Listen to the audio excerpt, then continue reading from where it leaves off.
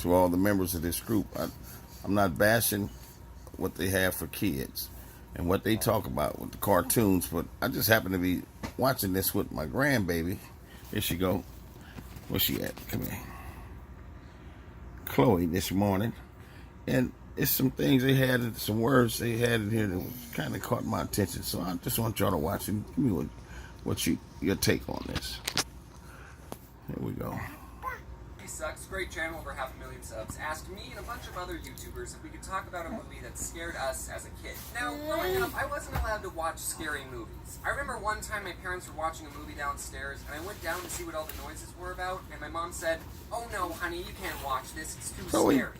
And then years later, I learned that the movie we were watching was Jurassic Park. Hey, Chloe. I think I could have handled it, Mom. I don't know if you can tell by the length of this video, but it's going to be pretty different than the videos that I usually post. But I think it's good to try out new things, and hopefully we'll all have a fun time listening to me talk about this movie. Because, folks, I'm excited to share with you the movie that traumatized me most as a kid.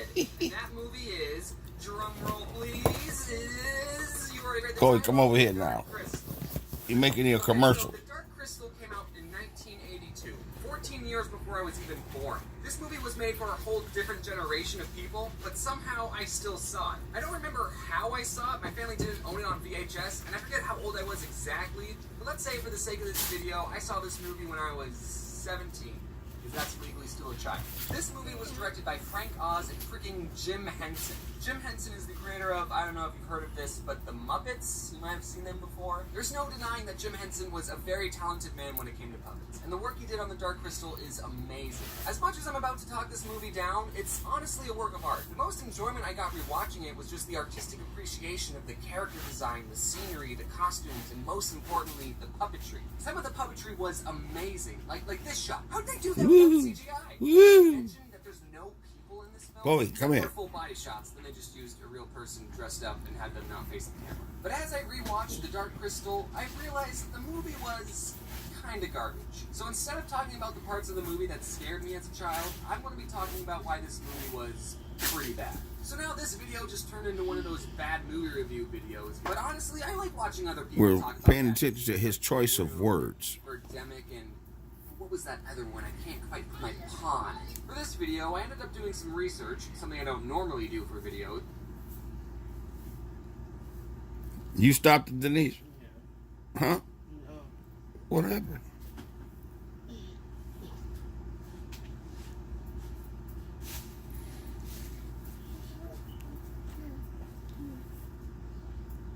Just stop, push stop, and then push play. You backed it up? I didn't back it up. It backed up on its own. Wow. That's interesting.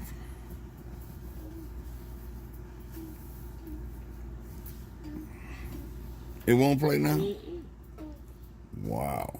Maybe they got But something on there to detect. it must be because I'm on my phone. And I know they ain't that high power to where they in somebody's phone like that. To where they know what I'm trying to do. Wow. Because The movie was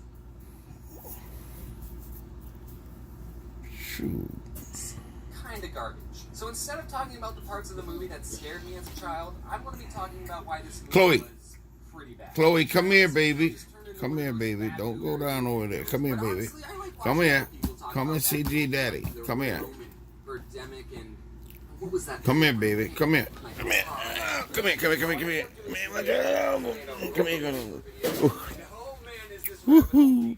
Woohoo. Woohoo. Come here, baby. Come here, mama. Come here, little baby. Come here, Chloe. Come here. Come on. Come here, come here, G Daddy. Come here. Come here. Come on, you want to go sleep? Come on, go sleep. Okay.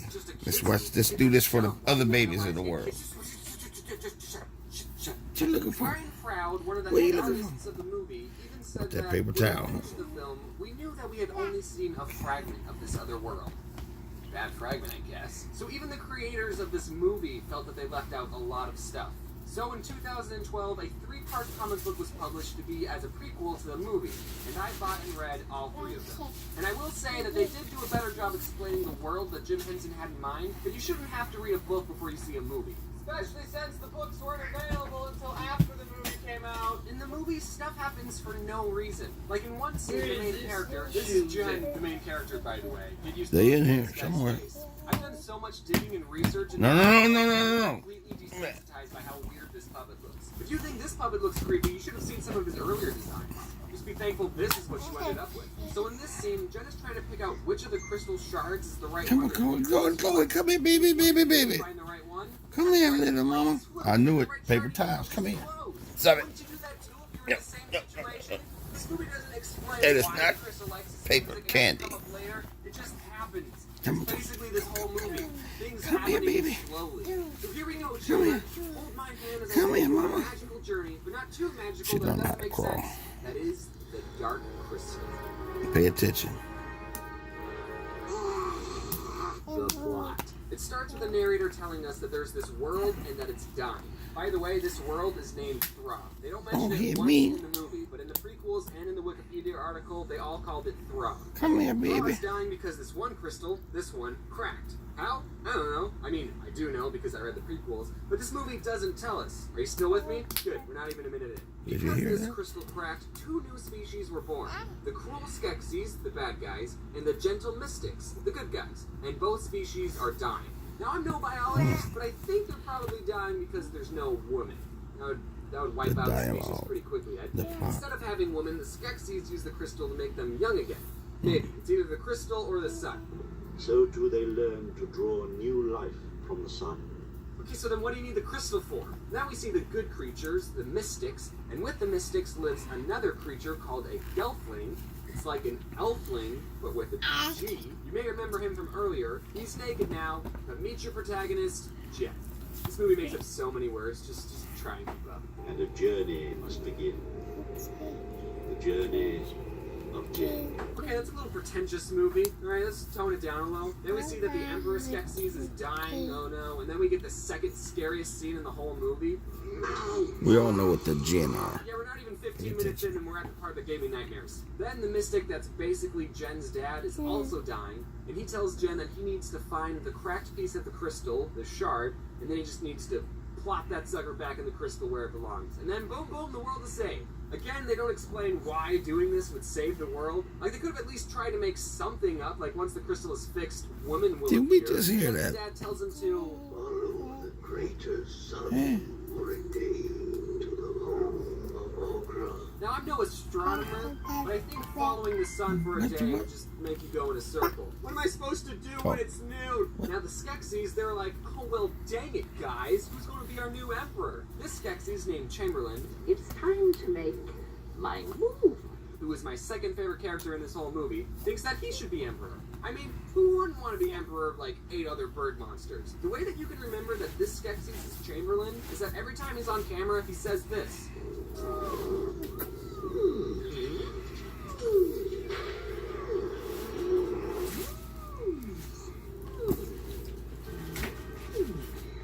Hey man, you can't be emperor, said the Skeksis. Oh yeah? Fight me for it, replied Chamberlain. Since these 2 are puppets and don't have lower bodies, they can't actually fight each other, which is super disappointing. So instead, the 2 have a competition to see who can hit a rock the hardest. Because that's how you tell who's fit to lead. You can't have someone be your emperor when they can't even hit a rock that hard. Anyway, Chamberlain loses, and all the other Skeksis banish him and rip up his clothes. Okay, now hold on. Do you see what's funny about this screenshot? This Skeksis is wearing glasses, meaning in this universe optometrists exist, and this Skeksis had to go through an eye exam to get his prescription. You like number 1 or number 2? Does anyone else think that's funny? No? Alright. Anyway, after the Skeksis banish Chamberlain, they see in the crystal that there's this gelfling just walking around. Man, I didn't know that Where you crystal going? could snitch like that. So Where you they going? send out these crab monsters to get Come him. here, And by the baby. way, those crab monsters are called Garthams, and they're Chloe, created by Chloe, Chris baby, and come here. Skeksis, and you know that if you read the Wikipedia article. Anyway, back to Jen. What's he up to? Ready to go alone. Right? Alone. took you long enough. Jen is supposed to follow the sun to Agura's house. Agura's? He runs into her and she's this old hag who tells him that the 3 suns are going to line up soon, and when that happens, the world might end. Or it will begin. She doesn't know. I know because I've already seen this movie. She also, for some reason, has a box of crystals. One of them is the shard that Jen is looking for, but she doesn't know which. Which one is it? Don't know. So Jen narrows down the box of crystals to 3 shards. It's one of these 3, I'm sure. What? No, you've never even seen the dark crystal. How do you know it's one of those? Whatever. Okay, I can roll with this. Then, if you remember, Jen gets the idea Why to you place hit me? flute at the shard, and then the correct Why you shard hit your G-Daddy? glows for some reason. Why does the crystal react to flute music? That's not a thing. Crystals don't have ears. Now, when you create a fantasy world, you can't explain everything. Sometimes the answer is just, oh, it's magic. In Frozen, they don't explain how Elsa got her ice powers. She was just born with it, okay? It's magic. And the audience is all okay with it, as long as they don't take it too far. But this movie just tries to pull off so much stuff that doesn't make sense. There's a line in this movie crosses it multiple times. Then the crab people attack it. What? And escapes with a shard. Hey, yo, G-Mama, she coming I'm not back. talking bad about this movie, but the Yo, amount of G-Mama. this force scene is You want your freaking- I G-Mama? mean, it's not doing anything to drive the plot forward. Say Just G-Mama? cool to look at. Anyway, back to review mode. Jen falls in the mud, what an idiot, and then he meets up with the... Oh, jeez, that's a... Oh, this is the kids' side of the Girl playroom. now. Her name is Kira. And that play pit, TV for games, all the gaming stuff. What have you. And then for some unexplained, unimportant reason, when they touch hands, What? they share memories. What? I mean, I What, don't know baby? exactly What, happens when baby? you touch hands with a Baby, woman. baby, I'm not baby. entirely sure, but I don't think that's supposed to happen. You getting sleepy? We're dream fasting, sharing our memories. You getting sleepy? Yeah, I know it. I know you getting sleepy. Come on, lay down. Come on, go sleep. Come on. Throw in some Come on. backstory, but She loves to go to sleep on G-Daddy's just found chest. out that you're not the last Come on. species, and when You want to help realize G you're Mama? sharing memories What you want to with do? her, you decide to show this Get y'all person back to the, just what we as studying right you here. have back. I mean, The choice I of guess I could words show you her mom died, for so kids. let's just get all that personal stuff out of the way. And third, somewhere on Earth, there exists a baby naked Jen puppet, and I need to have it. Then we're introduced to my third favorite character, Kira's dog, Bisgig. He doesn't really add anything to the story, he's just that lovable pet/side character.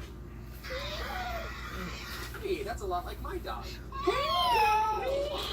Also, Kira can talk to animals.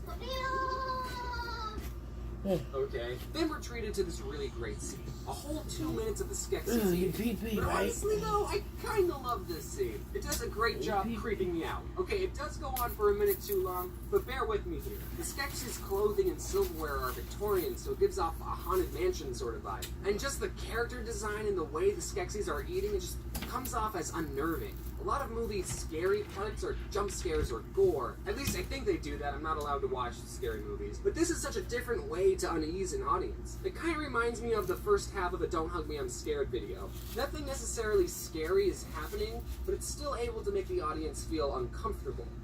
Basically, the whole point of this scene was that the crab people were like, Yeah, hey, the we got choices this of old hag, words but we are need to comfortable. And then the Skeksis were like, For me, wow, okay, if I was to be release teaching the crystal my cats. grandkids about the same subject.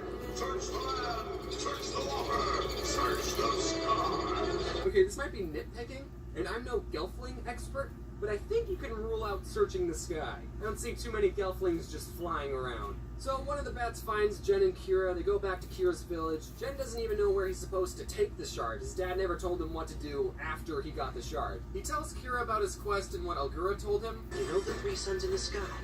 They're going to come together soon. It's called the Great something or other.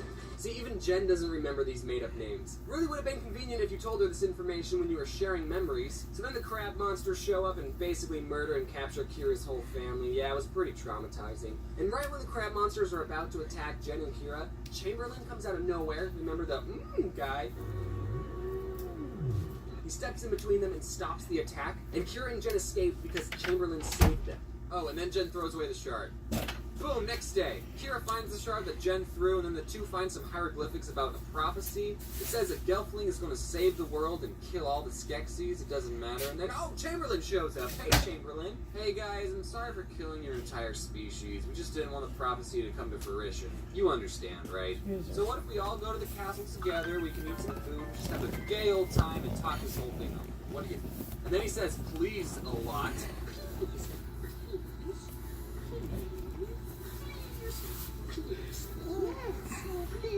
Now, how can you say no to this lovable guy? He Chloe. just got kicked out of the Skeksis Club. He's all alone. He just Chloe. saved you from some crab monsters. You on video, He did say Chloe. thanks a lot. Don't I'm just do saying, it. If I was Jen, I totally would have trusted Come you here, Mama. 100%. But instead, Come Jen here, says little no. baby. And then Kira ruins everything and tells Baby, him not to baby. trust him. And then they run Come away. here. Let me see. Let me see. Let me go. Come on, come on, come on, come on. Come on. That might have been Come a on. call. So then, for some reason, Come on, Kira come on, knows come on. where the castle is, and since she can talk to animals, she calls up these things called Landstriders. They're just a person walking on four stilts, and they ride the Landstriders all the way to the castle. I have a lot of problems with this next scene. So one of the Skeksis takes a podling that they just captured, locks it into a chair, and tells the podling that they're going to suck its essence away and make it a slave. I won't hurt. We just want to drain your living essence. Then you can be the same as the other podlings here. A slave. You know, the podlings don't speak English. They speak a whole different language.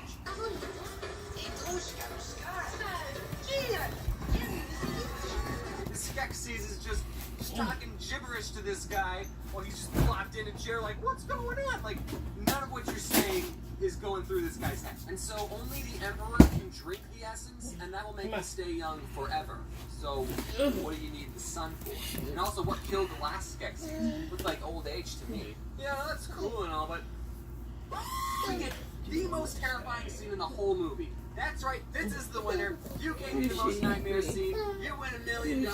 Congratulations, scene. I can go on for hours about how this part of the movie gave me nightmares, but honestly, it speaks for itself. I think what made it worse was that the podling was tied down to the chair, and he was just so helpless, and his whole face melted off, and just But now that I'm older, all I can think is, what do you guys need slaves for? So far, the only thing slaves have done was pull on a rope to make some swords appear out of the ground, and bring you guys a plate of food. Why is there such a high demand for slaves that you need to make new ones? What do you guys even do all day? Then Kira and Jen arrive at the castle. They see the crab people taking in the pod people from Kira's village. They try and save the podlings, but completely fail. The Landstriders die immediately.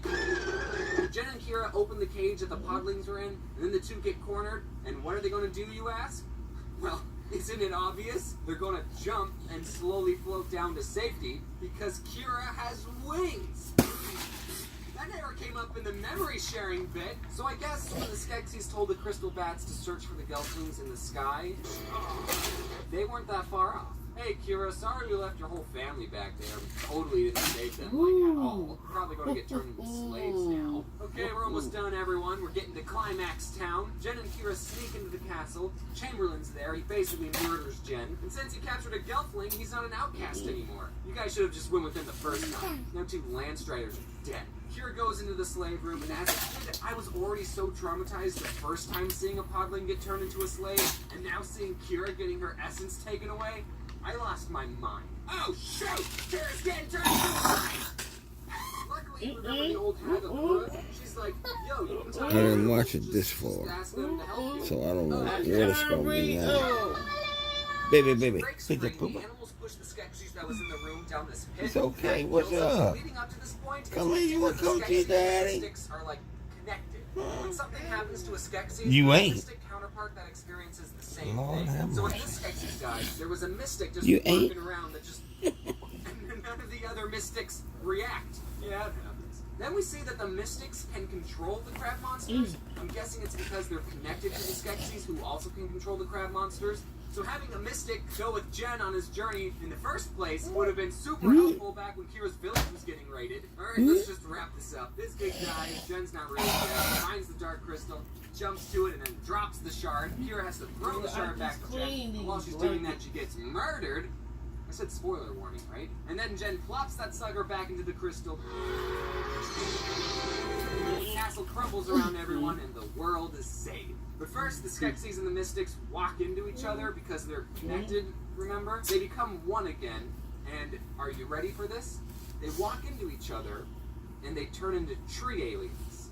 I'm not even joking. According to the prequels, these things are actually aliens. This is what the whole movie has been building up to. The bad guys are just one half of a schizophrenic alien tree person, and if you read the prequels, you'd know that. Is this supposed to be a plot twist? Because to me, it just seems like a plot is doing whatever it wants. So much weird, unexplained stuff has already happened in this movie, so at this point, I don't even care. By the way, Kira and Fizzgig don't actually die. This is a kid's movie after all. And then the world is saved, even though there's only like 3 people who inhabit it now. The end. So that was the movie. Want to know something funny? I've already used more words in this video than there were words in the entire movie. Also, I need to ask, Jen was sure did. supposedly the chosen one. At this time, Jen is the But I would make the argument that Kira should have been the chosen one. Let me go down my list. She saved Jen from the mud. She sniped a crystal bat out of the sky. When the crab monsters attacked, she had to tell Jen to run. She found the shard on the ground after Jen threw it. She tells Jen not to trust Chamberlain. She knew where the castle was and got the Landstriders to take them there. She used her wings to float Jen down to safety. She was able to get out of being turned into a slave by herself. And she threw the shard back to Jen after his Butterfingers dropped it. And how does she get rewarded? By getting stabbed. All Jen did was play a flute at a magic rock. This guy's a doofus. Who chose Jen to be the chosen one? Bad choice. Now, I've said who my second and third favorite character in this movie is, but who's my favorite character? There's only like 3 other characters to choose from, so who could it be? Well, ladies and gentlemen, my favorite character isn't in this movie. My favorite character of the Dark Crystal universe is Rayunit, Agura's son. Okay, I know I just finished the movie, but let me talk about the prequel comics for a minute. Remember Agura, the old lady? Well, turns out she's an immortal being and has been around since the creation of this world. Alright, and one day a meteor hits the planet, and she, like anyone else would do, gives life to it. And out pops Rayunit. And he's basically the main character of the prequel books, and is also technically an alien. I like him because he's the only one who questions what's going on. He asks the same questions I'm asking. So he's my favorite, he's the only character I ever wanted to cosplay. If they ever make the prequels into a movie, I call dibs on playing Rayunit. That's how it works. I call dibs on playing this character. I just show up to auditions and I'm like, I actually called dibs, so... Also, in the second book, Agura and her son are having a moment, and Rayunit says, "Will you remember me, Mother? After all the harm I caused? I will never forget you, child." Well, you didn't really seem to remember him in the movie. Also, if there's any producers watching, that was my audition just now to play Rayunit. Would I recommend you watch The Dark Crystal? Well, I did just spoil the whole thing, so no, it would be a waste of time at this point. But if I was talking to someone who hasn't watched this video, then yeah, I would recommend it. Even with all of its flaws, I still think it's a creative film, and I don't know, maybe it'd be fun to talk about it afterwards. Maybe I was desensitized doing all this research, but I also enjoyed the prequel comic books. After all, my favorite characters in there. There's also a manga that was made, Legends of the Dark Crystal, and it's supposed to take place in between these books and the movie. So these books don't even bridge the gap between the start of... It leaves still on a cliffhanger. These books still leave on a cliffhanger. Speaking of manga, there were plans to make a sequel to The Dark Crystal, another movie, but the film ended up getting canceled. But a 12-part comic series is being produced by Boom Studios, and it's not even completed yet. They're only on, like, the 2nd installment. This is recent, you guys, so now is a great time to get into the Dark Crystal fandom. Like I said, I think The Dark Crystal is a creative story. Jim Henson really bit off more than he can chew making this movie. And seeing how many comics have been made to tell this story, maybe The Dark Crystal is told better through comics and not with the limitations of puppets from the 80s. Anyway, that's just what I thought about the movie. If you're hearing this, that means that you made it. This video, as of right now, is the longest video on this channel. I hope I was able to keep you entertained for such a long time. Be sure to check out all the other YouTubers who participated in this collab thing. I don't know why I agreed to do this. How do you guys make such long videos and not hate yourself? Just making this video took a part of my soul. I'm recording this end card after I finished editing it all, and I'm just leaning on the wall of my closet. I just wanted to be done. I need to thank my friend Ginger Pale, who just went above and beyond and colored a lot of the pictures. So that's why some of the pictures looked better than the ones that I usually drew. Shut up. Like, I would just tell him, hey, draw this, and then he would just do it. What? If it wasn't for him, this video would have come out like a day later. He put off working on his own video so he could help me, so everyone go thank Ginger Pale. And I bought a Chamberlain Funko Pop, because he's my favorite. Why is he my favorite? I don't have to explain anything to you. On my Imgur account, I made a comment a year ago that's just a reference to the Dark Crystal, and you should all upvote it. So just or your seat. That's enough for that. Y'all tell me what you thought about it.